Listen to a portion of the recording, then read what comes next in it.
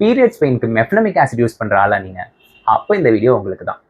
இது NSAIDன்னு சொல்லக்கூடிய நான் ஸ்டீராய்டல் ஆன்டி இன்ஃப்ளமேட்டரி ட்ரக் கிளாஸ்ல வரும். இது உங்க இன்ட்ராசெல்லுலர் ப்ரோஸ்டாகிளாண்டினை பிளாக் பண்ணி பெயின் அண்ட் இன்ஃப்ளமேஷனுக்கு முக்கியமான பாத்வேஸை இன்ஹிபிட் பண்றது மூலமா உங்களுக்கு பீரியட்ஸ் பெயின், தலைவலி, பல்வலி, தசைப்பிடிப்பு அண்ட் இன்ஜுரி சர்ஜரி பெயினை கூட குறைக்கும். இந்த டேப்லெட் NSAID குரூப்ன்றதுனால நீங்க எம்டி ஸ்டொமக்ல எடுத்தா அசிடிட்டி அண்ட் அல்சர் வர சான்ஸ் இருக்கு. ஸோ எப்பவுமே ஆஃப்டர் ஃபுட் தான் எடுத்துக்கணும். பிளஸ் கிட்னி ப்ராப்ளம் இருக்கிறவங்க இந்த மெடிசின்ஸை அவாய்ட் பண்ணணும். அண்ட் இது ப்ரீத்திங் ப்ராப்ளமை தருன்றதுனால ஆஸ்மா இருக்கிறவங்க இதை எடுத்துக்கிறது சேஃப் இல்லை. ஸோ மொத்தத்தில் நீங்கள் தெரிஞ்சுக்க வேண்டிய 3 விஷயம் என்னன்னா, மெஃப்ளமிக் ஆசிட் ஆஃப்டர் ஃபுட் மட்டும்தான் எடுக்கணும், மற்ற பெயின் கில்லரோட சேர்த்து எடுக்கக்கூடாது. அண்ட் இந்த மெடிசன் லாங் டேர்ம் யூஸ்க்கு கிடையவே கிடையாது. ஸோ நெக்ஸ்ட் டைம் எஃப்டால் எடுக்க போறீங்கன்னா இதெல்லாம் ஞாபகம் வச்சுக்கோங்க.